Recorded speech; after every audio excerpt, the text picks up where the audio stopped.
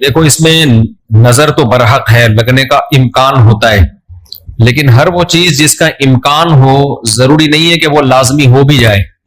امکانات کی دنیا تو بہت بڑی ہے نا، اس میں افراط اور تفریط ہے۔ کچھ لوگ تو ایسے ہیں جو نظر کے وجود ہی کو نہیں مانتے، وہ کہتے ہیں نظر سرے سے لگتی ہی نہیں ہے، اور کچھ لوگ کہتے ہیں ایسے ہیں کہ اس میں بہت مبالغہ کرتے ہیں، ان کو ہر وقت لگ رہی ہوتی ہے ان کے رائے کے مطابق کہ اس کو لگ گئی، اس کو لگ گئی، اس کو لگ گئی، یہی چلتا رہتا ہے پروگرام۔ تو نہ اس میں وہمی بننے کی ضرورت ہے اور نہ نظر کا انکار کرنا جائز ہے ہمارے لیے۔ جو لوگ نظر کا انکار کرتے ہیں نا، وہ ہیں سیکولر لوگ، لبرل لوگ جو شریعت کو نہیں مانتے۔ وہ کہتے ہیں اس کی کیا دلیل ہے؟ بھائی ہمارے پاس دلائل، مشاہدہ بھی دلیل ہوتی ہے، لیکن وحی خود دلیل ہے ہماری نظر میں۔ وحی جب نبی صلی اللہ علیہ وسلم نے بتا دیا کہ العین حق، نظر برحق ہے، تو ہمارے لیے یہ بھی ایک دلیل ہے۔ اب کوئی رسول کو مانتا ہی نہ ہو، اللہ کو مانتا ہی نہ ہو، تو وہ نہ مانے، وہ اس کا ہیڈیک ہے۔ ہم کوئی سائنسدانوں کو مجبور تھوڑی کر رہے ہیں کہ آپ نظر کو مانو۔ سائنسدان جنت مانتے ہیں کہ جنت ہے؟ جواب دینا۔ سائنسدان مانتے ہیں موت کے بعد دوبارہ زندگی ہے؟ یہ سائنس کا ٹاپک ہی نہیں ہے بھائی، سائنس یہاں تک پہنچی نہیں ہے۔ تو نظر تو برحق ہے، کوئی بھی اچھی چیز ہو، کوئی بھی بہت ہو، تو اس میں چانس ہوتا ہے کہ نظر لگ جائے۔ نبی صلی اللہ علیہ وسلم نے فرمایا اگر کوئی چیز تقدیر پر غالب آ سکتی تو وہ نظر ہوتی، اور نظر اونٹ کو ہانڈی تک پہنچا دیتی ہے۔ اچھا والا اونٹ ہوتا ہے، نظر لگی گیا۔ آپ نے دیکھا ہوگا بڑے بڑے اونچے کٹے بیل لوگ لے کر آتے ہیں بقرعید کے دنوں میں، بعض دفعہ نظر لگتی ہے دھڑام سے گر جاتے ہیں، بعض دفعہ ویسے ہی گر جاتے ہیں غربت مہنگائی سے متاثر ہو کے، لیکن بعض دفعہ نظر بھی لگتی ہے۔ تو ہمارے پاس جو نظر کے برحق ہونے کی دلیل ہے وہ رسول اللہ صلی اللہ علیہ وسلم کا قول۔ اسی وجہ سے یعقوب علیہ السلام نے جب اپنے بیٹوں کو مصر بھیجا تو خوب لمبے خوبصورت بیٹے تھے، تعداد میں بھی زیادہ تھے، تو ان سے کیا فرمایا؟ لا تدخلوا من باب واحد وادخلوا من ابواب متفرقہ۔ اے میرے بیٹو، ایک دروازے سے داخل نہ ہونا، متفرق دروازوں سے داخل ہونا، کیونکہ ایک ہی گیٹ سے جب جائیں گے نا، ایک باپ کے 11 بیٹے اتنے خوبصورت اور لمبے لمبے اور خوبصورت جوان، تو لوگ بولیں گے یار کیسا خوش قسمت باپ ہے جس کے 11 بیٹے ہیں۔ سمجھتے ہو کہ نہیں سمجھتے؟ آج کل تو فیملی پلاننگ میں نظر کا چانس ہی ختم کر دیا، 2 بچے ہوتے ہیں وہ بھی اچھے نہیں ہوتے۔ تو یہاں قرآن سے بھی ہمیں، حدیثوں سے بھی پتہ چلتا ہے کہ امکان ہے، لیکن ایک بات یاد رکھو، دنیا میں یہ بہت امپورٹنٹ بات ہے، کاش اس کو سمجھ جاؤ، یہ تجربوں کا نچوڑ ہے جو میں آپ کے سامنے پیش کر رہا ہوں۔ امکانات کی بیس پہ یقینی دعوے کرنا یہ تمام گمراہیوں کی بنیاد ہے۔ جادو کا بھی امکان ہوتا ہے، کسی پہ جادو ہو جائے، ہزاروں میں کسی ایک پہ، لیکن روحانی عامل کے پاس جب آپ جاؤ گے کہے گا آپ پہ بھی جادو، آپ پہ بھی جادو، آپ پہ بھی جادو، آپ پہ بھی جادو۔ جب آپ کرو گے نا کہ بھائی مجھ پہ جادو کیسے ہے، تو کہے گا کیا جادو برحق نہیں ہے؟ سمجھ میں آ رہی ہے بات؟ ڈاکٹر یہ بدماشی کبھی نہیں کرتا۔ آپ ڈاکٹر کے پاس جاؤ، آپ کے گردے میں پین ہو رہا ہے، وہ چیک کرے گا کہ گیس کا پین ہے یا پتھری کا پین ہے، کیونکہ ڈاکٹر اس کا علم ہے باقاعدہ۔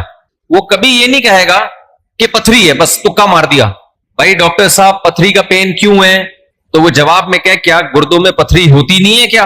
آپ بولو گے ہوتی تو ہے، میرے ہے یا نہیں ہے، مجھے تو یہ تو بتاؤ۔ حالانکہ گردوں میں پتھری ہونے کا جتنا چانس ہے نا، جتنی پرسنٹیج 100 میں، جادو کی اس سے بھی کم ہے، ہزاروں میں کسی ایک پہ ہوتا ہے جادو۔ لیکن عاملوں کے پاس جب آپ جاؤ، یہاں الحمدللہ کچھ عامل ہیں جو میرے خلاف ایک فل پروپیگنڈا شروع کیا ہوا، اتنی خوشی ہوتی ہے مجھے، میں آپ کو بتا نہیں سکتا، جب عامل میرے خلاف بولتے ہیں اتنی خوشی ہوتی ہے، اور میں کہتا ہوں کمبختو تمہارے پاس جادو، چڑیل، جن، بھوت، تم میرے خلاف بولتے کیوں؟ نقصان پہنچا دو یار۔ تو اس سے ان کا کمزور ہونا اور ثابت ہو جاتا ہے کہ یہ ان تلوں میں تیل نہیں ہے۔ خیر میں نظر کے موضوع کو مکمل کروں، کیونکہ روحانی عاملوں کی بات آتی ہے تو مجھے ان کے خلاف بولنے میں سا خون بڑھتا ہے، میرا ایک دم جوش میں آ جاتا ہوں، ایسا لگتا ہے کچھ نہیں بھی کھایا ہو پاور آ جاتی ہے باڈی میں۔ ان کے خلاف بولنے میں مزہ بہت آتا ہے، صرف مسجد کا تقدس ہے، باہر آؤ تو اس طرح نہیں بولوں گا، انگلش میں بھی گالیاں دوں گا، پنجابی میں بھی، اردو میں بھی۔ یہاں بڑے بڑے عامل ہیں جو بڑے پنپ رہے ہیں، اور ہمارے بڑے بڑے مولانا جا جا کے نا ان کو پروموٹ کر رہے ہیں، بے شرموں کو، ان بے غیرتوں کو۔ خیر فی الحال اتنی گالی کافی ہے۔ تو اچھا میں کیا کہہ رہا تھا یار، عاملوں کے ٹاپک آتا ہے تو اتنی خوشی ہوتی ہے جی۔ نظر کی بات کر رہا تھا میں۔ تو نظر میں جو ہے نا لگنے کا چانس ہوتا ہے، یہ ہے، لیکن چانس سے فائدہ اٹھا کے ہر ایک کو یہ کہنا کہ تم پہ جادو ہے، تم پہ نظر ہے، تم پہ یہ ہے، ڈاکٹر یہ کام نہیں کرتا. شوگر کا چانس ہوتا ہے آپ کو کہ شوگر ہے، لیکن یہ تو نہیں کہ ڈاکٹر جب تک کمپلیٹلی تحقیق نہ کر لے ڈاکٹر نہیں کہے گا تمہیں شوگر ہے، تمہارے گردوں میں پتھری ہے، تمہارے پیٹ میں یہ مسئلہ ہے.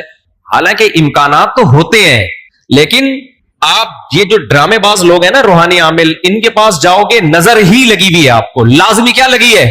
کیونکہ جب کسی کے پاس کوئی فن نہیں ہوتا، علم نہیں ہوتا، تو وہ سب کچھ جانتا ہے. پھر سمجھ رہے، ڈاکٹر کے پاس علم ہوتا ہے کڈنی کا، لہذا تحقیق کرے گا، 100 میں 2 کو کہہ دے گا تیرے گردے خراب ہیں.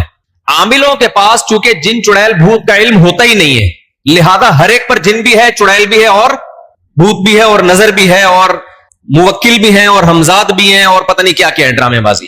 سمجھتے ہو؟ جب ان کو بولو کہ کیا دلیل ہے، تو بھائی امکانات کی دنیا میں امکان کہ فلانے پہ لگ گئی تھی، فلاں پہ لگ گئی تھی، تو خوب سمجھ لو امکانات کی بیس پہ یہ کہنا کہ ابھی دیکھو ایک مولانا صاحب کا کلپ آیا، انہوں نے کہا کہ نبی صلی اللہ علیہ وسلم نے فرمایا کہ ہر بیماری کی دوا اللہ نے رکھی ہے دنیا میں، یہ صحیح حدیث ہے. پھر انہوں نے ایک دوا بتائی کہ یہ شوگر کی بہترین دوا ہے. بھائی آپ ڈاکٹر ہو، آپ سائنٹسٹ ہو، کہہ رہے میں نے یہ کہیں سے نکالی ہے. ڈاکٹر کہہ رہے ہیں شوگر ایک اسٹیج پہ پہنچنے کے بعد لا علاج ہے، یہی کہتے ہیں نا ڈاکٹر. بھائی شوگر ایک اسٹیج پہ پہنچ جائے تو وہ کیا ہو جاتی ہے، اب ٹھیک نہیں ہو سکتی، کنٹرول کرنی پڑے گی، لبلبا ٹھیک نہیں ہوگا آپ کا. لیکن انہوں نے کہا کہ دیکھو ہر بیماری کی اللہ نے شفا پیدا کی ہے، تو یہ میڈیسن، یہ کوئی دیسی نسخہ ہے، یہ شوگر ٹھیک کر دے گا. اب دلیل کیا دے رہے ہیں؟ ہر بیماری کی اللہ نے دوا پیدا کی، یقیناً کی ہے، لیکن کیا وہ آپ کو معلوم ہے؟ کیا وہ دوا یہ ہے جو آپ پیش کر رہے ہیں؟ اس کی کیا دلیل ہے؟ بھائی بہت ساری دوائیں لوگوں کو معلوم نہیں ہے. تو اب یہ سمجھیں کہ 2 انتہائی میں جلدی سے کمپلیٹ کروں اس موضوع کو، کہ نظر لگنے کا چانس ہوتا ہے، لیکن یہ نہیں ہے کہ جو بھی کوئی اچھی چیز ہوگی کچھ بھی ہو جائے اس کو نظر ہی لگی ہے. تو یہ وہم کی دنیا سے باہر نکلنا چاہیے. جو سیکولر لبرل لوگ ہیں جو نظر کا بالکل انکار کرتے ہیں، وہ کہتے ہیں فلاں فلاں پہ کیوں نظر نہیں لگی، وہ اتنے ہینڈسم اتنے خوبصورت لوگ ہیں، فلاں کی آواز اتنی اچھی، ان پہ نظر کیوں نہیں لگی.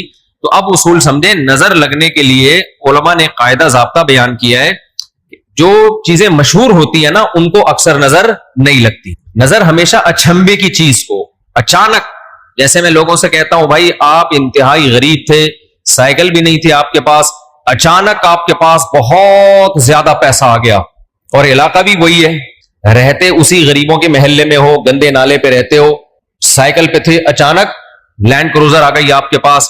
یہ جو اچانک والا کام ہوا ہے نا، اس میں نظر لگنے کا چانس ہوتا ہے. سمجھ میں آ رہی ہے بات؟ اب دیکھو یعقوب علیہ السلام کے بیٹے مصر میں ان کے ساتھ ہی رہتے تھے، سوری مصر میں نہیں، شام میں ساتھ رہتے تھے. وہاں یعقوب علیہ السلام نے نظر سے بچنے کا یہ والا اہتمام ہمارے علم میں نہیں ہے کہ بچوں کو کہو دروازے سے الگ الگ جایا کرو، ایک ہی دروازے. لیکن جب مصر جا رہے ہیں نا، اجنبی جگہ ہے، وہ لوگ یعقوب علیہ السلام کے بیٹوں سے مانوس نہیں ہے. وہاں یعقوب علیہ السلام نے کہا ایک نئی جگہ پہ جا رہے ہو، اچانک اتنے بیٹے جب لوگ دیکھیں گے نا خوبصورت، وہاں چانس ہے. تو اس سے پتہ چلتا ہے کہ اپنی نعمت کو آہستہ آہستہ ایکسپوز کرنا چاہیے. سمجھتے ہو کہ نہیں سمجھتے؟ آہستہ آہستہ کیا کرنا چاہیے؟ پہلے پہلی ہو پھر دوسری، استغفر اللہ، یعنی آہستہ آہستہ. ایک کمارا آدمی جس کو کوئی رشتہ نہیں دے رہا، اچانک 4 بیویاں لے کے گھوم رہا ہے، تو چانس ہوتا ہے اس کے نظر لگنے کا. اس لیے ایک دم سے نہیں، تھوڑا تھوڑا آہستہ آہستہ. پہلے ایک پہلی ہوگی، دوسری میں کچھ پٹو گے، تھوڑی بےزتی ہوگی، تھوڑی عزت ہوگی، کچھ لڈو کچھ گالیاں مل جل کے، پھر تیسری. تو اس طرح کر کے چلانا، ٹھیک ہے؟ تو اچانک کوئی نعمت آتی ہے تو اس پہ نظر لگنے کا چانس ہوتا ہے. دوسری بات یہ ہے کہ نظر سے بچنے کے لیے جو نبی صلی اللہ علیہ وسلم نے دعائیں بتائی ہیں، ان دعاؤں کا اہتمام کرنا چاہیے. اعوذ بکلمات اللہ التامہ من کل شیطان وہامہ ومن کل عین لامہ، یہ دعا پڑھنی چاہیے. اور اپنی نعمت کا اظہار ان لوگوں کے سامنے کرنا چاہیے جو آپ سے محبت کرتے ہیں، وہ خوش ہوں گے. بعض دفعہ انسان دوسرے سے محبت کے دعوے کرتا ہے لیکن جیلس ہو جاتا ہے. وہ جب آپ اس کو بتاتے ہیں نا میرے پاس اتنا پیسہ، میری ارننگ اتنی ہو گئی، تو وہ اندر اندر سے جل رہا ہوتا ہے. تو حاسد کی نظر لگنے کا چانس زیادہ ہوتا ہے. سمجھتے ہو؟ تو اپنی نعمت ہر ایک کے سامنے نہیں بیان کرنی چاہیے. بعض دفعہ اپنی نظر بھی لگتی ہے انسان کو، تو خود پسندی میں، عجب میں مبتلا نہیں ہونا چاہیے. جب بھی کوئی نعمت ہو، آدمی کیا کہے؟ اللہ کی دین ہے بھائی، میرا کمال نہیں ہے. کس کی دین ہے یہ؟ اللہ کی دین ہے. تو ان چیزوں کے اہتمام سے نظر کا چانس کم ہو جاتا ہے. باقی عاملوں کے پاس نہ نظر کا کوئی علاج ہے سوائے مسمرزم کے. دماغ کو کنٹرول کر کے کچھ الٹی سیدھی چیزیں آپ کی کھوپڑی میں ڈال دیتے ہیں, تو اس سے آپ سمجھتے ہو کہ میں ٹھیک ہو رہا ہوں. ٹھیک نہیں ہوتے, آپ مینٹلی تھوڑا سا کیا ہو جاتے ہو, مطمئن ہو جاتے ہو. اور ان کا اپنا دماغ بھی خراب ہوتا ہے, آپ کا بھی دماغ خراب کرتے ہیں, سمجھتے ہو. اچھا, میں جب عاملوں کے خلاف بولتا ہوں, لوگ کہتے ہیں یہ 2 نمبر عاملوں کے خلاف ہے. بالکل غلط بات. میں 1 نمبر عاملوں کے خلاف, یہ ذہن میں رکھو. 2 نمبر کو تو میں لفٹ ہی نہیں کراتا. میں ان عاملوں کے خلاف ہوں جن کو علماء بزرگان دین سمجھتے ہیں کہ بہت بڑی پہنچی ہوئی چیز ہے یہ. میں ان کو 2 نمبر سمجھتا ہوں. یہ کخ بھی نہیں کر سکتے, سمجھتے ہو, یہ کچھ بھی نہیں کر سکتے, چاہے امریکہ میں ہو, چاہے جاپان میں ہو, چاہے پاکستان میں ہو, چاہے کراچی میں ہو, چاہے پنجاب میں ہو, سب ایک جیسے ہیں. اس لیے اپنے آپ کو بچاؤ ان فضول لوگوں سے. اچھا بھائی, حضرت محمد صلی اللہ علیہ وسلم پر جادو کے اثرات سے متعلق اہل سنت کا کیا عقیدہ ہے؟ نبی پر جادو ہوا تھا, بخاری مسلم سے ثابت ہے, لیکن ہوا کیوں تھا؟ آپ کہیں گے نا, ایک طرف تو آپ کہہ رہے ہیں جادو اتنی آسان نہیں ہے, ہزاروں میں کسی ایک پہ, تو پیغمبر پہ ہو گیا. دیکھو, کچھ چیزیں نبی صلی اللہ علیہ وسلم کے ساتھ ایسی ہوئی ہیں جن میں کوئی حکمت تھی. یہودی آپ کو جادوگر کہتے تھے, جادوگر جادوگر. اللہ نے تھوڑا سا اثر ہونے دیا تاکہ یہودیوں کو الزام لگانے کا موقع نہ ملے. جادوگروں پہ جادو کا اثر نہیں ہوتا, تو تھوڑا سا اثر اللہ نے ہونے دے دیا. اتنا اثر کہ آپ کبھی کبھار بھولنے لگے کچھ چیزیں, کچھ کام کیا ہوتا آپ کو یاد نہ ہوتا. اس سے زیادہ اثر نہیں ہوا آپ کے اوپر. اور یہ اثر اس لیے اللہ نے ڈالا تاکہ لوگوں کو یقین آ جائے آپ بشریت میں کامل ہیں اور آپ جادوگر نہیں ہیں. اصل مقصد یہ الزام کی نفی تھی. اگر یہ اتنا آسان ہوتا تو ابو بکر پہ کیوں نہیں ہو گیا میرے بھائی, حضرت عمر پہ کیوں نہیں ہو گیا, حضرت عثمان پہ کیوں نہیں ہو گیا, سیدنا علی پہ کیوں نہیں ہو گیا؟ یہ تو ایک تماشا بنا لیتے لوگ. فرعون کے موسیٰ علیہ السلام کے مقابلے میں جادوگر آئے ہیں. آپ لوگ کو آواز صحیح آ رہی ہے؟ گونج تو نہیں رہی ہے آواز؟ مجھے تو گونج رہی ہے آواز. بھائی, موسیٰ علیہ السلام کے مقابلے میں جادوگر آئے. قرآن کہتا ہے یخیل الیہ من سحرہم انہا تسعی. جادوگروں نے دماغ کو ایسا کیپچر کیا ہے کہ دیکھنے میں ایسا لگا کہ یہ لاٹھیاں نہیں بلکہ سانپ ہیں. حقیقت میں وہ لاٹھیاں سانپ نہیں بنی تھی, دماغ میں کچھ انہوں نے ایسا کیا ہے نا کہ یخیل, خیال پیدا ہوا کہ یہ لاٹھیاں نہیں بلکہ کیا ہے, سانپ. دیکھو, انبیاء کے دماغ کو ایسے کیپچر نہیں کیا جا سکتا, لیکن اللہ نے یہاں ہونے دیا. موسیٰ علیہ السلام کو بھی ایسا لگا کہ یہ لاٹھیاں نہیں بلکہ کیا ہے, سانپ ہیں. اس میں حکمت تھی نا, تاکہ مقابلہ تو ہو. اب سوال پیدا ہوتا ہے, جب موسیٰ علیہ السلام مقابلہ جیت گئے, فرعون نے دھمکی دی جادوگروں کے کہ تمہارے ہاتھ پاؤں کاٹ کے میں قتل کر دوں گا, تو جادوگر وہی رسیاں دوبارہ فرعون کی طرف پھینک دیتے کہ تو قتل کر کے دکھا ہمیں. کیا خیال ہے بھائی؟ یا فرعون پہ جادو کر دیتے. ہوا جادو فرعون پہ؟ بولتے کیوں نہیں؟ مجھے تو لگ رہا ہے آپ لوگ پہ ہو گیا. نہیں ہوا نا فرعون پہ جادو. بھائی, جادوگر ہزاروں جادوگر تھے, سینکڑوں تو تھے ہی. انہوں نے سوچا کہ یار تو ہمیں دھمکی دے رہا ہے, انتر منتر کلی کل انتر ہو جا منتر چھو, یوں کرتے فرعون ٹیڑھا ہو جاتا. فرعون کی ساس کو کچھ چیزیں سکھا دیتے. کیا خیال ہے؟ جٹھانی فرعون کی زوجہ جو تھی حضرت آسیہ رضی اللہ عنہا, ان کو کہہ دیتے کہ تم اپنی ساس سے کچھ کروا دو یا جٹھانی سے, وغیرہ وغیرہ جو بھی ہے. تو ایسا نہیں ہوتا بھائی. فرعون نے دھمکی دی اور ہاتھ پاؤں کاٹ کے ان سب کو شہید کر دیا. کچھ بھی نہیں ہو سکا. ایسا نہیں ہوتا. جادوگروں کو ایک ماحول چاہیے, اسی میں وہ سب کچھ کرتے ہیں. تو یہ ہم سے زیادہ کمزور ہوتے ہیں, ان سے ڈرنے کی بالکل ضرورت نہیں ہے. دنیا میں سب سے کم اگر ڈرو نا تو عاملوں سے اور جادوگروں سے سب سے کم ڈرا کرو. جیسے کہ پولیس والے ان سے بالکل بھی نہیں ڈرتے. اکثر آپ نے دیکھا ہوگا ریڈ پڑتی ہے نا پولیس والوں کی عاملوں کے پاس, تو پولیس والے جاتے ہیں, پولیس میں جو گٹکا کھانے والا ہے نا وہ اٹھا کے لے آتا ہے عامل کو, تھانے میں بند کر دیتا ہے. عامل اس کا کچھ بھی نہیں بگاڑ سکتا. سوچو, جو عامل ایک گٹکا کھانے والے پولیس والے کے سامنے کچھ نہیں کر سکتا, وہ اس عامل کی پوری ٹیم کو اٹھا کے لاک اپ کر دیتے ہیں یہ لوگ. وہ سنگدل محبوب تمہارے قدموں میں کہاں سے لا سکتا ہے؟ وہ سنگدل محبوب تمہارے قدموں میں کہاں سے لا سکتا؟ تو یہ دنیا کے سب سے کمزور, سب سے ضعیف قوم روحانی عامل ہوتے ہیں, لیکن دماغ کا کھیل ہے سارا. تو لوگ ان سے ڈر رہے ہوتے ہیں. نہیں ڈرو تو آپ طاقتور ہو, سمجھتے ہو. آج مجھے ایسا لگ رہا ہے گلوکوز کی 3 بوتلیں چڑھا لی میں نے. عاملوں کے خلاف بولتا ہوں اتنی, کیونکہ عامل میرے خلاف بہت سرگرم ہو گئے ہیں آج کل. ابھی علماء کا ایک وفد گیا کسی عامل کے پاس, وہ وفد پہلے میرے پاس آیا, گپ شپ ہوئی, بیٹھے, میں نے ان کو رات کو کھانے کی دعوت دی. انہوں نے کسی سے ملنے جا رہے تھے, مجھے نہیں پتا کسی عامل کے پاس گئے. اس عامل نے میرے خلاف اتنا بولا کہ انہوں نے میری دعوت ہی کینسل کر دی کہ یار یہ مفتی صاحب تو 2 نمبر ہے معاذ اللہ. انہوں نے اپنی طرف سے اس عامل کی باتوں میں آ کے, تو جب انہوں نے کسی نے مجھے بتایا, میں نے کہا اچھا ہے اللہ نے تمہاری قسمت میں یہ عامل رکھے ہوئے ہیں, تم جیسے فضول لوگوں سے اللہ نے مجھے نجات دے دی تاکہ میرا کھانا تمیز والے عقل مند لوگ کھائیں. جو عاملوں سے متاثر ہو تو اس بیچارے کا مینٹل لیول کیا ہوگا آپ سوچو. میں نے کہا ہمیں ایسے مولویوں کی بالکل بھی ضرورت نہیں ہے جن کا مینٹل لیول یہ ہے کہ چڑیل بھوت بھگانے والوں سے متاثر ہو کے آتے ہیں. یہ تو مینٹل لیول ہے آپ کا. دلائل سے کے بجائے ان لوگوں سے متاثر ہوتے ہیں.